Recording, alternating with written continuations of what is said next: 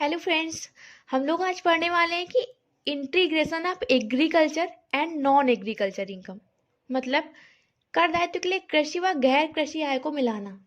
इसका क्या मतलब है? इसका मतलब ये है कि जो हमने पिछली वीडियो में पढ़ा था कि एग्रीकल्चर इनकम और नॉन एग्रीकल्चर इनकम, मतलब अंशतः कृषि आय और अंशतः गैर कृषि आय क्या होती है।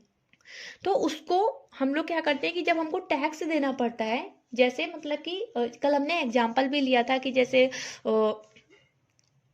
कोई टमाटर का उत्पादन कर रहा है, फिर उसको उससे जाके वो केचप बना रहा है, फिर उसको जाके वो जाके बेच रहा है, तो उसमें उसका जो टमाटर वो खुद के खेतों में उगा रहा है या उसका उत्पादन कर रहा है, तो वो तो उसका एग्रीकल्चर हो गया। लेकिन उसका जो बिजनेस है केचप बनाने का, तो ये तो नॉन एग्रीकल्चर में है, ये तो उसकी बिजनेस की इनकम हो गई।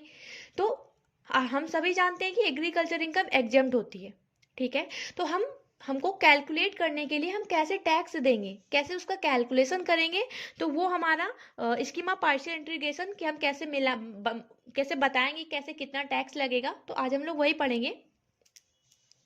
तो कृषि आय तो पूर्णतः कर मुक्त होती है, ठीक है। परंतु एक व्यक्ति एचयूएफ, एओपी, बीओआई की दशा में यदि उनकी गैर कृषि कर योग्य आय न्यूनतम कर योग्य सीमा से अधिक हो और शुद्ध कृषि आय 5,000 से अधिक हो, तो कृषि आय को अन्य आय से जोड़ा जाएगा व बाद में कृषि आय पर कर की छूट दी जाएगी। इसका क्या मतलब है? इसका मतलब यही है कि देखिए, अगर आपको इंटीग्रेशन मतलब कि आपको क्या स्कीम ऑफ पार्शियल इंटीग्रेशन अगर निकालना पड़े आपको, क्योंकि कृषि आय पे तो एग्जम्पशन होती है, टैक्स नहीं लगता है, लेकिन नॉन एग्रीकल्चर इनकम जो होती है, अंशतः कृषि अंशतः गैर कृषि आय होती है, उस पे तो टैक्स लगेगा। उस पे तो क्योंकि हमारी एग्रीकल्चर नहीं होती, वो बिजनेस की इनकम होती है, वो हमारा बिजनेस होता है, तो उस पर हमारा टैक्स लगता है। तो वही निकालना, उसी का कैलकुलेशन करना है। कैसे करेंगे? तो आइए हम लोग देखते हैं। तो उसमें 3 कंडीशन है, ठीक है। पार्शियल इंटीग्रेशन में 3 स्कीम है। आपको अगर कृषि आय गैर कृषि आय को मिलाकर उसको टैक्स के लिए कैलकुलेट करने के लिए पहले क्या करना है, आपको ये देखना जरूरी है 3 कंडीशन है वो फुलफिल होनी चाहिए, मतलब वो सेटिस्फाइड हो। पहली कंडीशन क्या है? करदाता करदाता कौन हो? एचयूएफ हो, मतलब हिंदू अविभाजित परिवार, ठीक है। बीओआई, एओपी, इंडिविजुअल, या फिर आर्टिफिशियल जुडिशियल पर्सन हो, ठीक है। ये लोग आते हैं। पहला पॉइंट हमको ये देखना है कि जब कोई क्वेश्चन दिया हो तो करदाता क्या एचयूएफ है, क्या बीओआई है, क्या एओपी है, क्या इंडिविजुअल है, क्या आर्टिफिशियल जुडिशियल पर्सन है, ठीक है। अब इसमें आपने गौर किया, इसमें फर्म नहीं लिखा हमने, कंपनी भी नहीं है और कोऑपरेटिव सोसाइटी भी नहीं है। तो फर्म क्या होती है?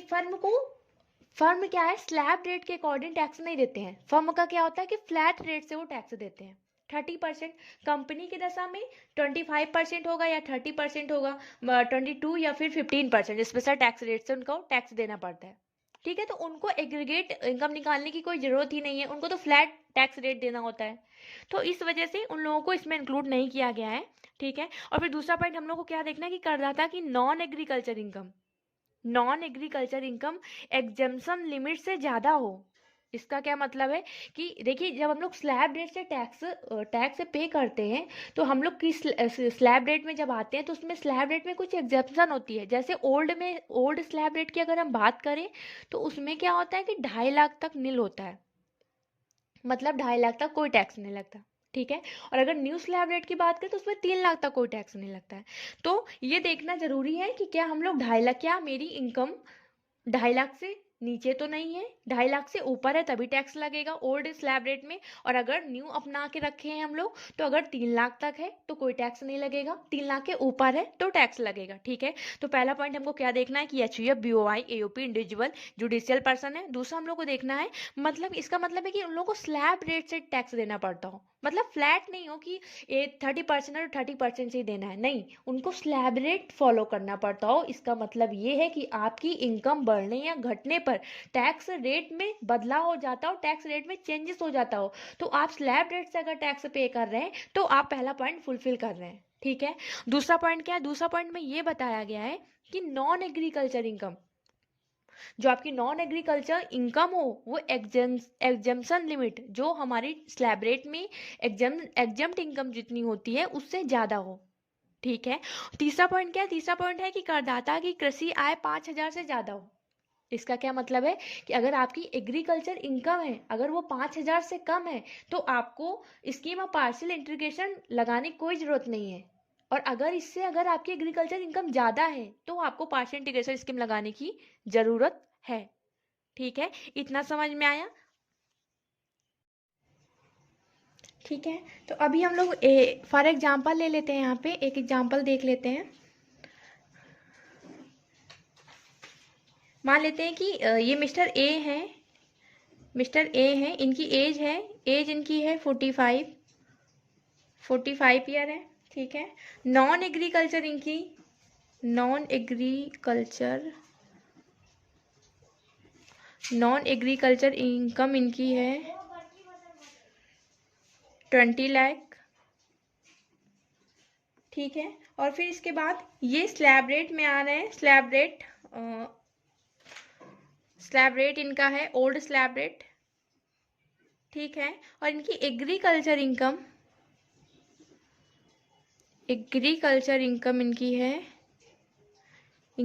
है 4,000 रुपये। ठीक है। अभी आप बताइए हमें ये कि क्या ये इनके लिए स्कीम ऑफ पार्शियल इंटीग्रेशन लगेगा? क्या इनको जरूरत है इंटीग्रेशन स्कीम पे वो कैलकुलेट करने की? क्या इनको अपनी इनकम एग्रीगेट करने की जरूरत है? बताइए फटाफट। तो हम ही बता देते हैं। इनकी एज है, देखिए पहला क्या कह रहा है कि HUF BOI AOP क्या ये स्लैब रेट फॉलो करते हैं?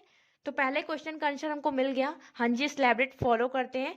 क्या अब ये दूसरा क्वेश्चन है कि करदाता की नॉन एग्रीकल्चर एग्जेम्पशन लिमिट से ज्यादा है। तो ये देखिए इनकी नॉन एग्रीकल्चर 20 लाख है और जबकि 45 है। अगर ये 20 लाख है मतलब ओल्ड स्लैब रेट ये फॉलो करते हैं, तो ओल्ड स्लैब रेट में हमारा 2.5 लाख तक है।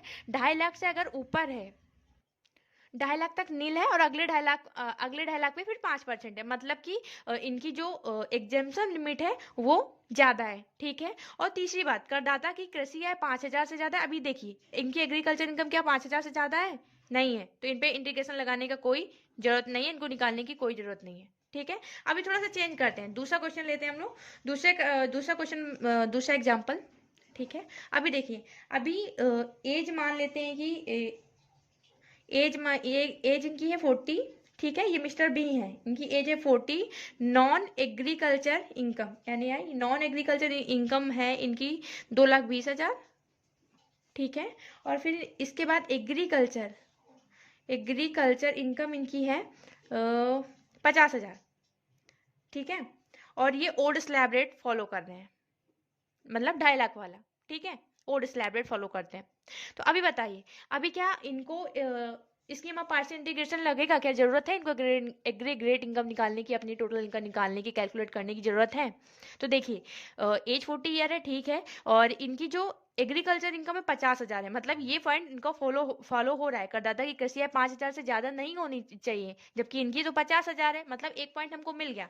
दूसरा पॉइंट HUF BOI AOP है, मतलब ये इंडिविजुअल है। ठीक है। और तीसरा पॉइंट हमको क्या चाहिए कि करदाता की non agriculture income exemption limit से ज्यादा है। तो देखिए यहाँ पे इनकी NAI 2,20,000 रुपए है, जबकि ये ओल्ड स्लैब रेट फॉलो कर रहे हैं। ओल्ड स्लैब रेट में 2.5 लाख तक कोई टैक्स नहीं लगता है। तो फिर इसका मतलब क्या है? इनको इंटीग्रेशन इनकम निकालने की कोई जरूरत नहीं है। ठीक है। गलत। ओके। तो ऐसे ही अगर इसी सिचुएशन में हम थोड़ा सा ये जो क्वेश्चन दिया इसमें हम थोड़ा सा चेंजेस कर दें। क्या चेंज कर दें? अगर इसको हम क्या कर दें, 2,60,000 कर दें। 2 लाख अगर 60,000 हम कर देते हैं इसको, तो इनको निकालने की जरूरत पड़ जाएगी, क्योंकि 2.5 लाख तक ही हमारा एग्जेम्प्ट होता है और अगले 2.5 लाख पे हमारा 5% का लगता है। इनकी 10,000 ज्यादा हो गई। इसके बाद इसको हम लोग इस पे, अगर ये सिचुएशन आ जाती है तो इस पे हमको 10,000 पे निकालने की जरूरत पड़ जाती है।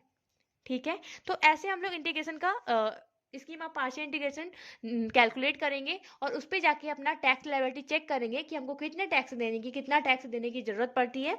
ठीक है। तो अगली वीडियो पे हम लोग लेके आएंगे फॉर्मेट अपना, किस फॉर्मेट पे हम कैसे कैलकुलेट करेंगे। जो इनकम टैक्स अधिनियम 1961 में फॉर्मेट दिया हुआ है एग्रीकल्चर इनकम और नॉन एग्रीकल्चर इनकम को एग्रीगेट करके फिर इसको कैलकुलेट करने का और अपने टैक्स लायबिलिटी का कैलकुलेशन करने का, और फिर जाके हमको कितना टैक्स देना है, कैसे देना है, कौन सी धारा है जिसके अंतर्गत हमको डिडक्शन मिलेगा, क्या सेस लगेगा, क्या सरचार्ज लगेगा, वो सब बातें हम लोग अगली वीडियो में करेंगे। तब तक के लिए हंसते रहिए, मुस्कुराते रहिए, अपना ख्याल रखिए। धन्यवाद।